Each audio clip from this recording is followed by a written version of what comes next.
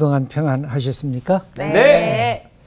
오늘은 고린도전서 34번째 강의입니다. 오늘의 제목은 선줄로 생각하는가 넘어질까 조심하라. 오늘 이 말씀 시작하기 전에 지난번 강의 우리 기억나는 것이 있으면 우리 한 번씩 좀 말씀해 주시죠. 누가 얘기할까요? 저부터 할까요? 예, 서임님. 신앙생활은 좀 삶 전반을 아우른다라고 하셨던 마지막 말씀이 생각이 납니다. 교회 생활뿐만 아니라 나가서도 직장 생활도 가정생활, 가정에서도 사회 속에서 모든 사람들 만나는 이 삶의 세계 속에서 내가 그리스도인으로 참되게 살아가는가. 네. 예, 아주 중요한 말씀입니다. 네. 지난 시간에 그 성령의 9가지 열매 중에서 마지막 그 절제의 중요성에 대해서 말씀하셨는데, 절제가 없으면 그 마지막 완성 그 2%가 부족하게 되어서 그 성취할 축복을 받지 못하게 된다라고 말씀하셨어요. 예. 예. 사실 절제라는 게 누구에게나 쉽지는 않은데 네. 절제가 있어야 결실이 맺어진다는 거. 네네. 그나마 우리 삶에서 누구나 실감 나는 부분이라고 보여집니다. 예. 예, 저는 그 절제가 되는 삶, 올바른 삶을 살기 위해서는 단기, 중기, 장기적인 계획이 필요하다. 단기적인 계획은 이제 뭐 오늘을 감사하고 오늘을 즐기고, 중기적인 계획은 어제, 오늘, 내일을 돌아보고 반성하고 계획하고, 장기적인 계획은 이득을 취하는 삶이라기보다는 어떤 보람된 삶을 위해서 노력하는 이런 계획들이 필요하다는 게 참 기억에 많이 남습니다. 잘 요약해 주셨네요. 나 자신만을 위한 삶이 아니라 이웃을 위한 삶으로 이렇게 내 인생을 펼쳐나가는 것. 네. 그게 아주 소중한 우리의 삶이라고 보여집니다. 예.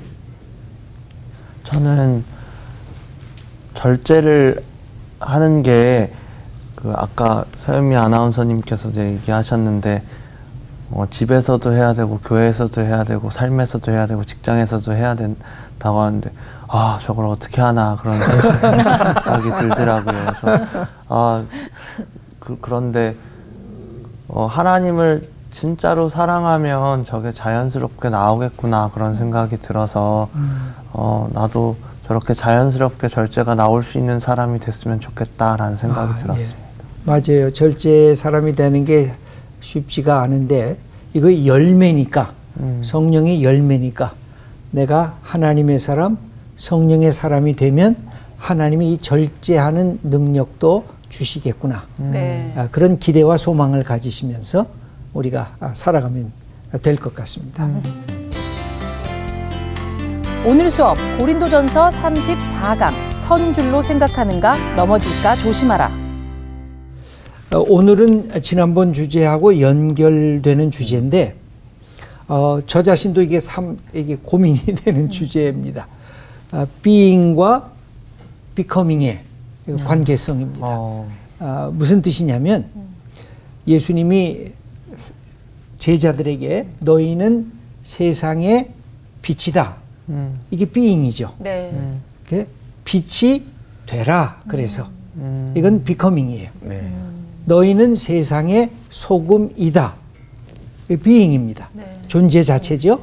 그래서 소금의 맛을 내라.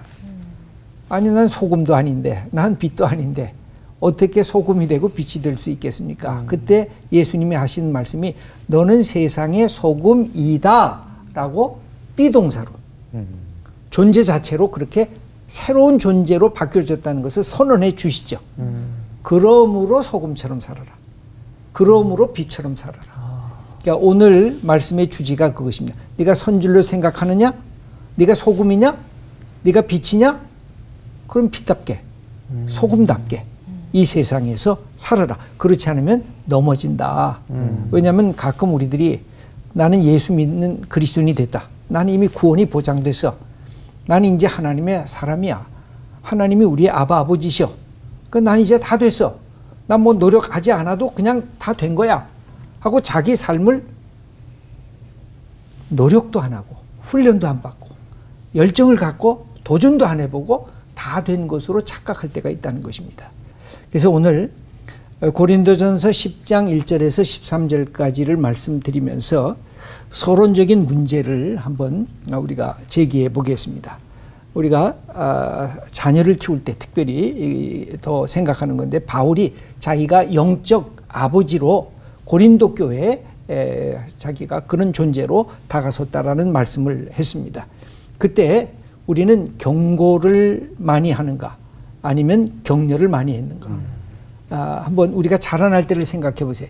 부모님이 우리에게 경고를 많이 하셨는가, 우리에게 격려를 많이 하셨는가. 내 품성이 그 경고 때문에, 그 격려 때문에 어떻게 바뀌어졌는가. 경고를 할 때는 늘 부정적인 언어가 많이 사용됩니다. 하지 마, 그렇게 하면 안 돼. 격려를 할 때는 너 잘했어, 괜찮아, 너 앞으로도 뭐든가 할 수 있을 거야 하고 긍정적인 언어가 사용이 됩니다. 그런데 이게 문제가 생기는 게 뭐냐면, 꾸중만 많이 하면 사람이 위축이 돼요. 넌 안 될 거야, 너 하면 무조건 망할 거야, 너는 버릇이 없어, 너는 뭐 생각이 그래야, 너는 아직 성숙하지 못했구나. 이런 말을 나를 사랑하는 사람에게서 듣게 될 때 막 충격이 오는 것입니다. 그게 제기하기가 사실 굉장히 어려워요. 이게 어릴 때 특별히 더 그렇거든요. 근데 어릴 때 넌 괜찮아, 너 참 멋진 친구야, 넌 앞으로도 성장하면 무슨 일이든지 해낼 거야, 이렇게 격려와 위로를 받았던 사람들은 굉장히 자존감이 높아지는 대신 한 가지 문제점이 발생해요. 이게 교만해져요. 그리고 내가 뭐 다 괜찮은 것 같아. 그리고 나태해져요. 제가 지난번에도 그 강영욱 그 훈련사에 대한 얘기를 했잖아요. 그 사람이 이런 말도 하더라고요.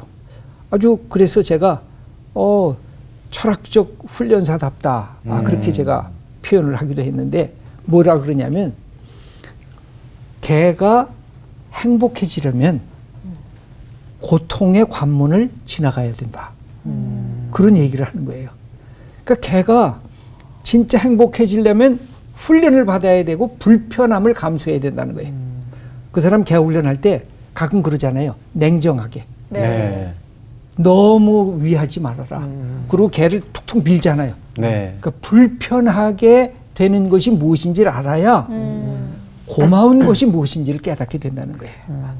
이게 참 중요한 우리의 삶의 자리인데, 내가 인생의 고난을 알고 이 세상은 생로병사의 아픔과 슬픔이 있고 외로움이 있다는 것을 알아야 이렇게 건강한 것이 얼마나 소중한 것이고, 내가 이 맑은 공기를 마시는 것이 얼마나 큰 축복이고, 사랑하는 사람이 내 옆에 있다는 것이, 이게 너무 고맙다. 이게 고난의 터널을 지나가야 깨닫는 거. 우리 인간은 잘 깨닫지를 못해요. 고난이 오기 전까지는 내가 얼마나 지금 소중한 자리에 있다는 것을 몰라요. 근데 고난이 한번 통과하면 너무 고맙고 감사하구나, 살아있다는 것 자체가 이게 은총이구나, 이걸 깨닫게 되는 거죠. 그랬는데 이 고린도 교회의 모습을 우리가 살펴보면, 고린도 교회에 굉장히 교만한 사람들이 많이 있었어요. 뭐 때문에 교만해졌을까요? 은사를 많이 받았기 때문에 교만해졌어요. 그리고 또 어떤 사람들이 있었을까요? 난 세례 받은 사람, 나는 성찬에 참여한 사람, 그래서 교만해진 사람이 생겨지기 시작했는데, 그것을 제가 둘로 이렇게 나눠봤어요. 하나는 영적인 열광주의자들. 영적인 것만을 지나치게 강조해서 육체적이고 물질적인 것은 내가 마음대로 해도 괜찮아, 나 한번 구원받았으니까, 나 예수 믿고 성령 받았고 성령의 은사 체험도 했으니까, 내가 뭐 세상에서 이상한 짓 하고 못된 짓 해도 내 구원을 누구도 빼앗을 수 없어. 그래서 우상 제물을 먹기도 하고 육체적으로 음행을 저질러도 영적인 구원에 손상을 받을 일이 없을 거야. 그러면서 자부심이 너무 커져가지고 이게 자만심이 돼버렸어요. 그리고 영적인 방종주의로 빠졌던 사람들이 많이 생겨졌습니다. 이게 영적인 열광주의자들이었어요. 예, 우리 한국교회에서도 이런 현상이 일어나서 구원파라는 것이 생겼어요. 내가 예수 믿으니까 어제의 죄, 오늘의 죄, 내일의 죄까지 다 용서받았다. 너 마음대로 해도 돼. 그러면서 자기 삶을 절제하지 못하고 준비하지 못하는 거. being은 됐는데 뭐가 안 됐어요? becoming이 안 된 거예요. 그 다음에 두 번째 문제 있는 인물이 나타났는데 뭐냐면 예수 그리스도의 이름으로 세례를 받고 예수 그리스도의 이름으로 성찬에 참여하면 우리는 신비적이고 영적인 그런 마술적인 느낌을 받는 그런 효력에 대해서 신뢰를 갖고 있었던 사람들이 있었어요. 일종의 성례전주의자들이었습니다. 그래서 이 영적 열광주의자들과 성례전주의자들이 같이 함께 손을 잡으면서 성도들에게 삶의 질서와 삶의 도덕과 윤리를 훼손시키게 만들었던 그런 인물들이 있는 것을 바울이 보면서 아니다. 그것은 아니다. 영적이라는 것은 육체적인 것과 같이 관련된다 하면서 그것을 가르치기 위해서 옛날 모세 출애굽 때 이야기를 되돌아가면서 그때를 비유로 등장시키는 것입니다. 그래서 오늘 본문은 모세의 출애굽 사건과 초대교회의 세례와 성만찬의 사건을 견주면서 그때도 이런 사건이 일어났고 오늘에도 이런 사건이 일어났고 그때에도 잘못한 사람은 하나님이 심판하셨고 이 시대에도 하나님을 믿으면서 잘못한 사람은 하나님이 심판하신다. 이 사실을 가르쳐주고 있습니다. 이것을 모형론이라고도 말합니다. 모형론은 뭐냐면 구약의 예를 오늘의 예로 들으면서 대비를 시키는 거죠. 그러니까 과거의 역사는 오늘을 비추는 모형이 될 수 있다는 것입니다. 그래서 여기에 자주 나오는 말이 뭐냐면 본복이라고 하는 말이 6절과 11절에 반복되는데 바울은 이것을 강조를 하면서 너희들이 알아야 된다. 그래서 알지 못하기를 원하지 아니한다. 무슨 뜻이에요? 반드시 깨달아야 된다. 네. 알아야 된다. 모르면 안 된다. 그래서 11절 말씀을 우리 누가 읽을까요? 네, 제가 읽겠습니다. 예. 그들에게 일어난 이런 일은 본보기가 되고 또한 말세를 만난 우리를 깨우치기 위하여 기록되었느니라. 예. 여기 보면 구약의 창세기 얘기가 누구를 위해서? 창세기를 읽는 우리를 위해서. 깨우치기 위해. 모세 이야기가 누구를 위해서? 바로 우리를 위해서 쓰여졌다는 것입니다. 그러므로 성경을 읽을 때 늘 이게 타임머신처럼 네. 꿰뚫고 들어가야 돼요. 성령을 통해서 꿰뚫고 들어가는 것입니다. 우리가 2000년으로 가고 3000년 전으로 가는 것입니다. 그래서 예수님의 이야기 속에 나도 거기에 동참하고 모세의 이야기 속에 다윗의 이야기 속에 내가 동참해버리는 거예요. 그러면서 그 이야기가 하나님이 내게 주신 이야기로 받아들여야 된다고 바울은 우리들에게 가르치고 있습니다. 그래서 우리를 깨우치기 위해서 오늘 2000년 후에 우리를 위한 하나님의 말씀으로 구약성경, 신약성경이 다가온다고 하는 그 사실을 가르쳐주고 있습니다.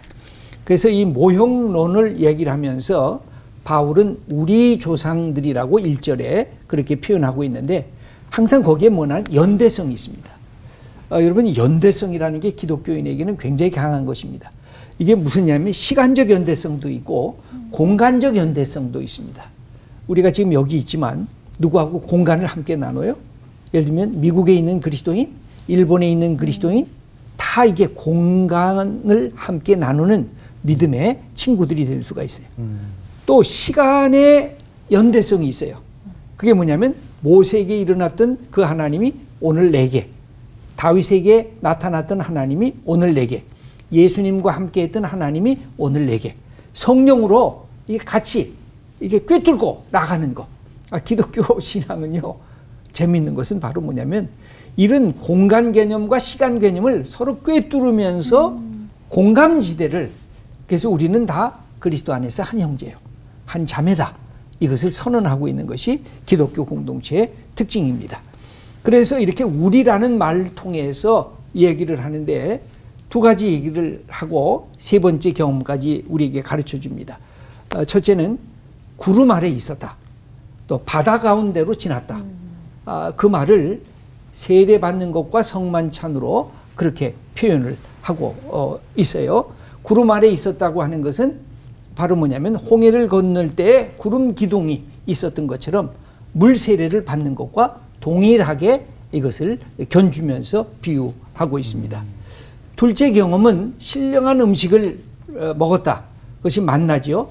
근데 그 신령한 음식이 곧 성만찬에 먹는 예수님의 피, 예수님의 살, 이것을 표현하는 것이다 라고 말을 하면서 신령한 음식, 또 신령한 음료, 그들을 따르는 신령한 반석. 그래서 구약에서 그 음료 만나와 그 다음에 생수를 먹을 때 그리스도 메시아가 동행했다.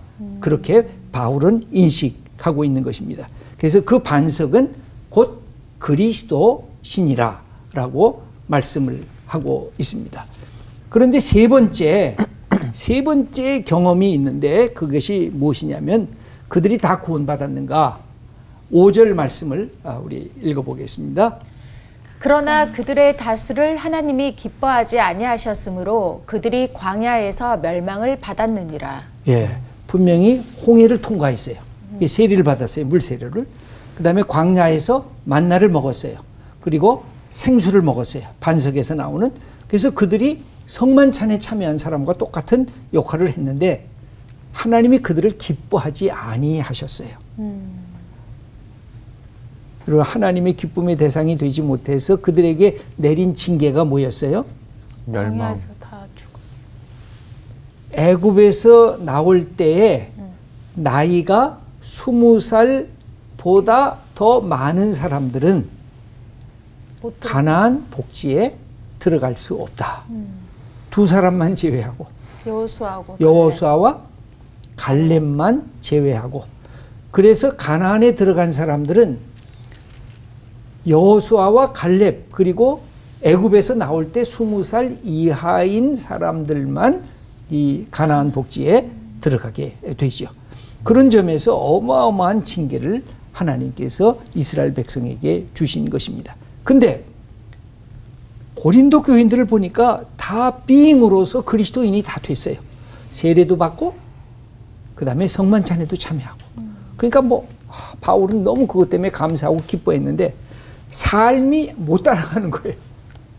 삐잉은 그리스도인인데 그리스도인답지가 못한 거예요.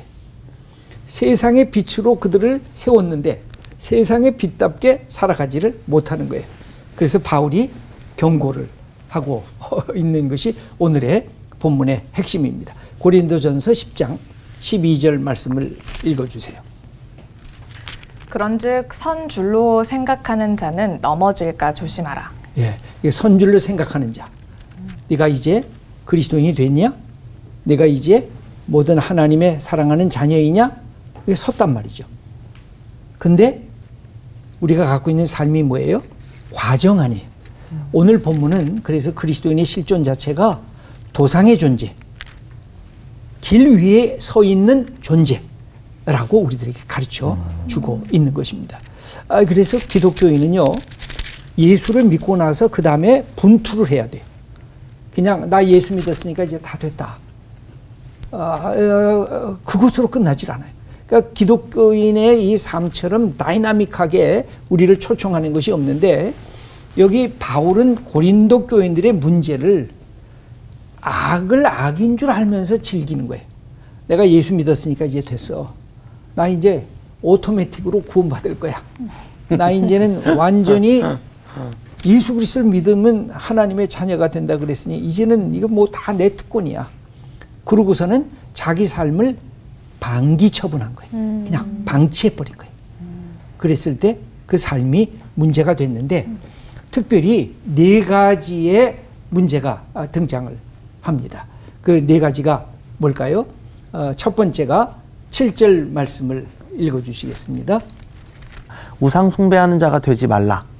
우상 숭배하는 자가 되지 말라. 여러분, 우상 숭배하는 자가 뭘 깨뜨립니까? 신뢰를 깨뜨리는 거예요. 하나님과 나와의 인격적인 관계성을 깨뜨려 버리는 거예요. 네. 마치 이것과 같아요. 남편과 아내가 결혼을 했는데 내 남편이 다른 여자에 대해서 관심이 많고 내 아내가 다른 남자에 대해서 관심이 많다. 이게 있을 수가 없잖아. 날 사랑한다고, 내가 널 사랑한다고 그래서 결혼을 한 건데 하나님도 마찬가지라는 거죠. 하나님을 믿는다고 하면서 우상 숭배를 한다는 거죠. 여기 보면 백성이 앉아서 먹고 마시며 일어나서 뛰논다는 말이 나와요. 그것은 뭐냐면 구약에서 금송아지를 만들고 거기서 축제를 하는 거예요. 그러면서 광분하고 있는 모습을 백성이 앉아서 먹고 마시며 일어나서 뛰노는 하나님이 이것을 보시고 나서 막 분노하시잖아요. 네. 그래서 그때 모세가 십계명을 막 던지잖아요. 하여튼 대단한 그 부분인데 이 인격적인 관계성을 깨뜨리고 신뢰성을 깨뜨리는 거. 그게 두 번째 뭘 하지 말라 그럴까요? 음행하지 말라. 이것은 육체적인 음행뿐만 아니라 영적인 음행, 그러니까 우상 숭배하는 것하고 다 같은 얘기예요. 하나님과의 관계성을 깨뜨려 버리는 것. 이것을 너희들이 행하고 있다. 그 다음에 세 번째 읽어주시죠. 하나님을 시험하지 말라. 이게 참 어려운 부분이에요. 그렇죠. 우리가 아들이 아버지를 시험한다. 또 남편이 아내를 시험한다. 아내가 남편을 시험한다. 또 친구를 시험한다. 거기에는 뭐가 깨지기 시작하는 거예요? 신뢰. 예, 신뢰가 깨지는 거죠. 의심이 생겨진 거죠. 내가 이 친구한테 맡겨도 될까? 내가 내 아내한테 모든 걸 얘기해도 될까? 이 모든 것에 대한 신뢰성의 문제예요. 결국 여러분 성경에 나오는 모든 부분이 믿음 아니에요. 오늘날 우리가 살고 있는 시대가 무슨 시대예요? 신용사회예요. 신용이라는 게 뭐예요? 신뢰예요. 신뢰. 그러니까 성경은요 정말 중요한 인간관계에 대해서 핵심적인 얘기를 하는 거예요. 신뢰, 신용, 믿음 이것이 깨지면 모든 인간관계성이 다 무너지게 되어져 있어요. 그래서 성경은 하나님과 나와의 신용과 신뢰관계가 있어지면 인간과 인간관계의 신용과 신뢰관계가 열려진다는 것이고 그것이 열려지면 공동체의 신뢰관계 그 다음에 사회적 신뢰관계가 만들어진다는 것입니다.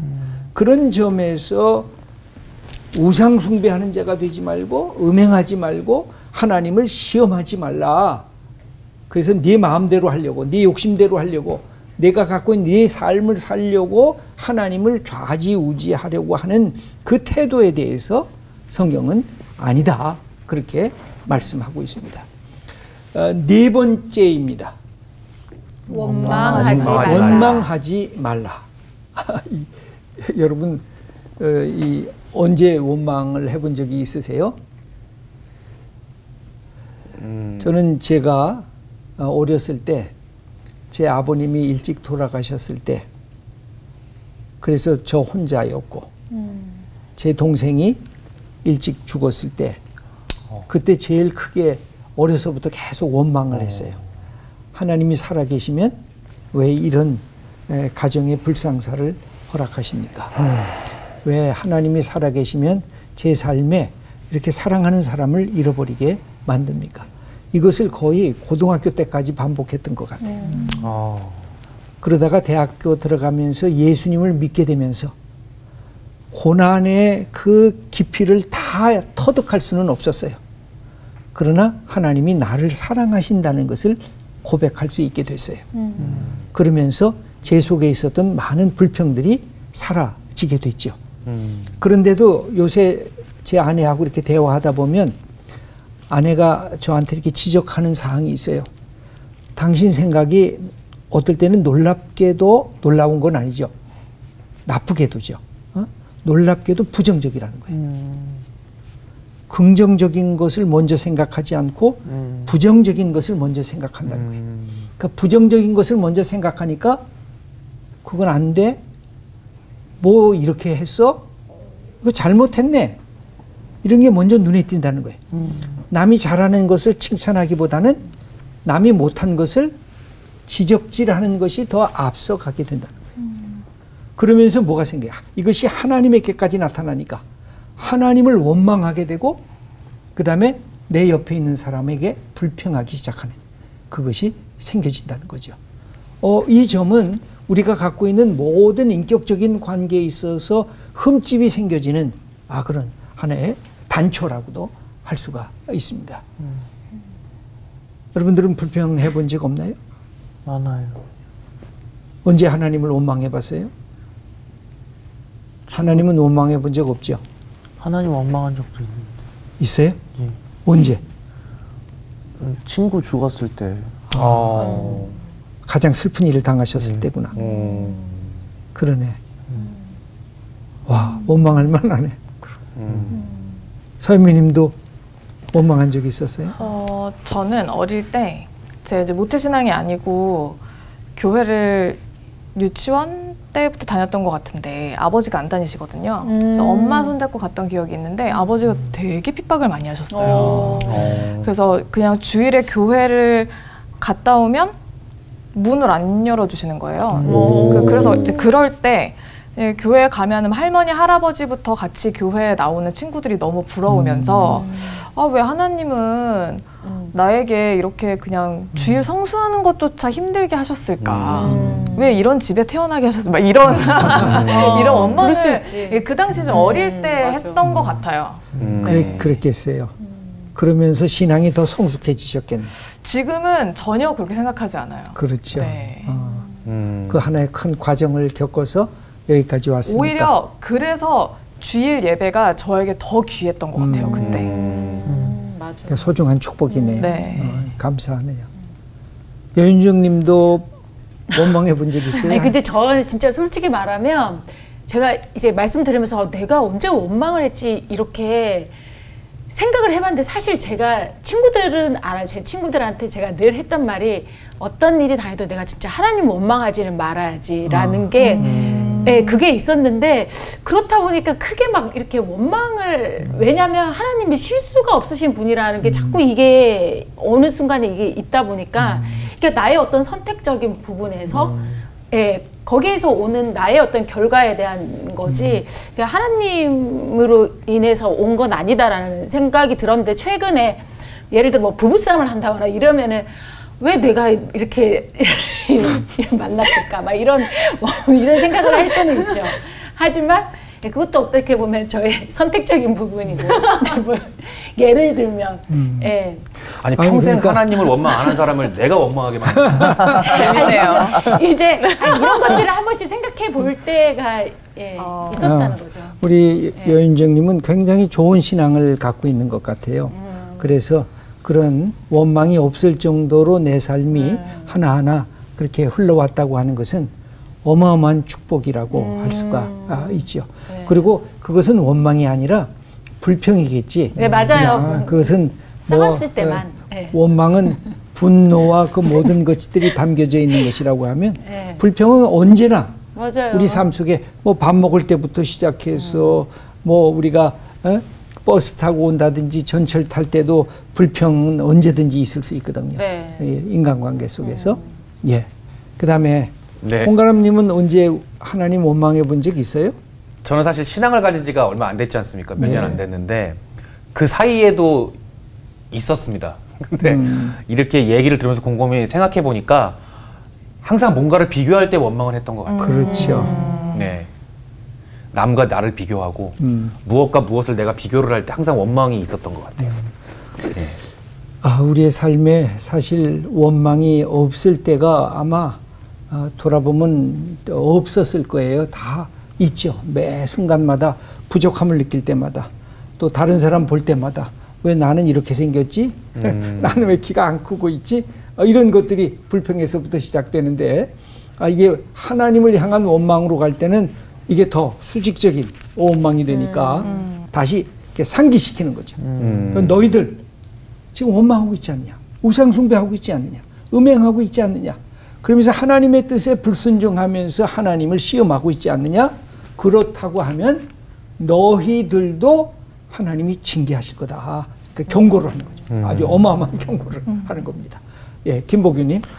예를 들어 원망을 하거나 뭐 불평을 하거나 그렇게 죄를 지었을 때 주님 잘못했어요 하고 돌아오면 용서해 주실 거라고 믿는데 저기 구약에서는 사실 이렇게 막 몇천 명이 죽고 실제로 막 그렇게 하잖아요. 불평 한 번 했다고. 근데 그러면 지금 말하는 바울의 경고가 그 지금 신약 시대를 살고 있는 우리에게도 그렇게 예수님 잘못했어요 하고 용서 받으면 된다고 저는 믿고 있는데 이렇게 실제로 막 죽음으로 막 나타나는 그런 정도의 경고를 하고 있는 거고. 무섭다는 거죠. 예. 너무 잔인하게 예. 느껴진다는 거죠. 예. 그러니까 구약에서 이제 두 가지를 생각해 보면 예. 좋은데, 구약에서 그 불평하고 원망하고 우상 숭배한 게 한 번이 아니에요. 어마어마하게 많아요. 그게 반복하는 거예요. 용서하면 또 반복하고 용서하면 또 반복하고. 그러다 보니까 하나님이 인내의 한계에 도달한 것이라고 할 수가 있는데, 그것을 해결하는 유일한 길이 뭐냐면 회개입니다. 회개. 저는 하나님이 주신 선물이 많잖아요. 네. 우리 자녀 되게 하시기도 하고 성령의 열매도 주시고 예수 믿는 자존감과 자부심도 갖게 해줬는데, 하나님이 주신 또 하나의 큰 선물이 있어요. 네가 회개를 바르게 하면 하나님이 다시 시작할 수 있는 찬스를 준다는 거. 네. 기회를 열어준다는 거. 어떤 죄도 불구하고 유일하게 한 가지 제한된, 유보된 그 죄가 뭐죠? 성령을 회방하는 죄는 용서받지 못한다. 그것 외에는 어떤 죄도 회개하면 용서해 줄 거다. 그럼 성령을 회방하는 죄는 뭐냐? 성령이 예수님을 주님으로 고백하게 하시는데, 성령을 회방하니까 예수님이 주님이다 고백할 수가 없죠. 성령이 오면 우리가 회개할 수 있는 용기가 생기는데, 성령을 훼손하면 회개할 마음이 생기지 않고 가룟유다처럼 후회만 하게 되고 자기만 탄식하게 된다는 거죠. 그러면 용서가 안 되는 거예요. 네. 그래서 회개가 용서받는 축복이라고 할 수가 있습니다.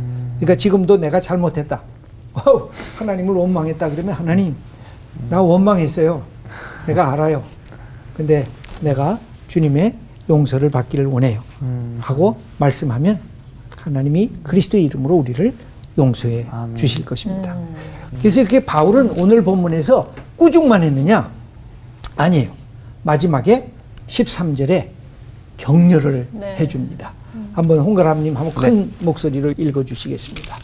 사람이 감당할 시험 밖에는 너희가 당한 것이 없나니 오직 하나님은 미쁘사 너희가 감당하지 못할 시험 당함을 허락하지 아니하시고 시험 당할 즈음에 또한 피할 길을 내사 너희로 능히 감당하게 하시느니라. 예, 그렇게 꾸중하시다가 바울은 이 13절에 들어가서 낭망할까 봐, 아까 막 낙심된다 그랬잖아요. 낙심하고 다 도망갈까 봐. 아니야, 그런데 길이 있어. 그러면서 하나님은 미쁘시다. 첫 번째, 하나님에 대한 절대적인 신뢰를 가져라. 하나님은 신실하신 분이다, 미쁘신 분이다. 그 다음에 두 번째로는 감당 못할 시험을 허락하지 아니한다. 그러니까 너희들이 꼬꾸라지는 것 같은데 아니야, 이겨 나갈 수 있어. 그 다음에 그렇게 감당 못할 시험인 것 같으면 세 번째 뭘 줘요? 피할 길. 피할 길도 열어 놓으신다. 그러니까 걱정하지 마라. 그 다음에 그 네 번째 목표는 뭐예요? 여기 하나님의 신실성과 우리가 능히 감당하고 이겨낸다. 그러므로 너희들이 이 힘들고 어려움이 생겨지면 하나님이 피할 길도 주시니까 이겨내라. 하나님은 미쁘시게 너와 함께 동행할 거다. 이거를 격려와 위로의 차원에서 얘기를 해주는 것입니다. 그러면서 바울이 얘기하는 중요한 점은 뭐냐면 구원의 안전성. 언젠가 한번 얘기했죠. 기독교의 신앙은 구원의 안전성을 지향하는 종교가 아니에요. 이제 됐다, 이제 다 됐다, 그게 아니라 구원의 확실성을 붙잡고 오늘도 내일도 한 걸음씩 미래를 향해서 전진하고 도전하는 종교.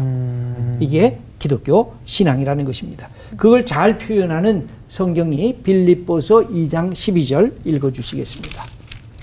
그러므로 나의 사랑하는 자들아, 너희가 나 있을 때뿐 아니라 더욱 지금 나 없을 때에도 항상 복종하여 두렵고 떨림으로 너희 구원을 이루라. 이미 구원을 받은 자에게 구원을 이루라. 뭘 갖고? 두렵고 떨림으로. 그러니까 기독교 실존은 항상 두렵고 떨리는 것, 동시에 기쁘고 감사한 이 두 가지 감성이 동시에 있는 거예요. 두렵고 떨리면서 겸손하게 만들고 기쁘고 감사함으로 내가 씩씩하고 용기 있게 만드는 이 복합적인 두 가지의 감정이 동시에 있다는 사실을 깨달으면 기독교 복음의 핵심에 도달한 거예요. 두렵고 떨리고 동시에 기쁘고 감사하고. 이게 참 묘하죠. 이게 뭐 둘이 어떻게 이게 같이 가냐. 두렵고 떨림과 기쁨과 감사가. 근데 이게 기독교 핵심이에요. 하나님 앞에 설 때 두렵고 떨리지만 하나님의 말씀을 들으면 기쁘고 감사한 거. 동시에 깨달을 수 있으면 복음의 핵심을 다 깨닫게 된 것입니다. 그러면 여기 믿음의 사람이라고 하는 것은 그런 점에서 보면 하나님의 신실하심을 통해 믿음은 하나님의 영적이고 역동적인 선물임을 고백하게 된다. 따라서 사탄의 시험을 이기기 위해서는 그리스도와 함께하는 믿음의 투쟁이 필요한 것. 믿음의 투쟁이 필요한 것입니다. 그래서 being에서 becoming이 되는 것. 그리스도인이어서 그리스도인답게 사는 것. 하나님의 아들, 딸이니까 아들, 딸답게 사는 것. 우리가 하나님의 아들, 딸인데 종처럼 살 때가 있잖아요. 네. 또는 의붓 아들, 의붓 딸처럼 살 때가 있어요. 하나님 비실비실 하나님 피해서 도망가면서 두렵고 떨리는 것은 하나님을 경외하라는 뜻이지 도망가라는 뜻이 아니거든. 그래서 하나님의 아들이면 아들답게 딸이면 딸답게 살라는 거죠. 아주 자신 있게 용감하게 자존감 높게 그러나 겸손하게 성령을 받았다 예수 믿으면 그러면 이제는 성령을 받은 사람답게 살아가라는 거죠. 이게 바울이 오늘 being에서 becoming 그 사이에 우리가 고통받고 있는 존재인데 거기에서 우리가 말씀을 갖고 도전하고 부딪히고 이겨나가라. 그런 말씀을 우리들에게 해 주시는 것입니다. 그래서 우리에게 적용해 본다면 서 있다, 넘어진다. 이게 대비가 되고 있습니다. 믿음 위에 서 있다. 그래서 믿음에서 떨어져 구원의 자리에서 벗어날 수가 있다. 이 두 가지가 믿음의 선배들이 우리의 본보기가 되고 우리는 아직 목표를 향해서 달려가고 있지만 아직 목표점에 이른 것은 아니에요. 네. 그렇죠? 언제 우리가 목표점에 이르죠? 우리의 인생이 마감될 때. 끝날 때. 그때까지는 우리는 달려가는 거예요. 네. 그 멋있잖아요. 우리가 부딪히는 거예요. 도전하는 거예요. 그래서 그 마지막에는 하나님의 신실하심에 신뢰를 두고 그리고 다시 시작하고 싶으면 컴퓨터 리셋을 누르는 것처럼 리셋을 누르는 게 바로 뭐예요? 회개하는 거. 여러분 회개하면 다시 시작할 수 있는 거예요. 회개를 안 하면 계속 속에 응어리처럼 이게 가요. 이게 우리가 이렇게 자유롭지 못하게 돼요. 그래서 늘 저는 그렇게 생각해요. 내가 부자유하다. 뭔가 억눌려 있다. 잠잘 때 이게 막 스트레스가 나를 막 해서 가위 눌리는 것 같다. 그럼 자유를 선언해야 돼. 그리스도 안에서 나는 자유야. 나는 하나님의 아들이야. 나는 하나님의 딸이야. 어느 누구도 나를 억압할 수 없어. 나는 하나님의 사람이야. 나는 성령의 사람이야. 이걸 선언하면서 내 속에 있는 이 억눌림에서부터 자유롭고 나는 도전할 거야. 다시 시작할 거야. 그래서 하나님이 원하시는 방향으로 이 땅에 하나님 나라를 이루면서 살아갈 거야. 이렇게 선포하고 선언하는 것이 그리스도인의 삶의 축복이라고 할 수가 있습니다. 그래서 이런 축복을 우리의 삶에서 마음껏 누리면서 살아가는 주님의 귀한 아들들, 딸들 다 되시기를 축원합니다. 네, 감사합니다. 감사합니다. 감사합니다.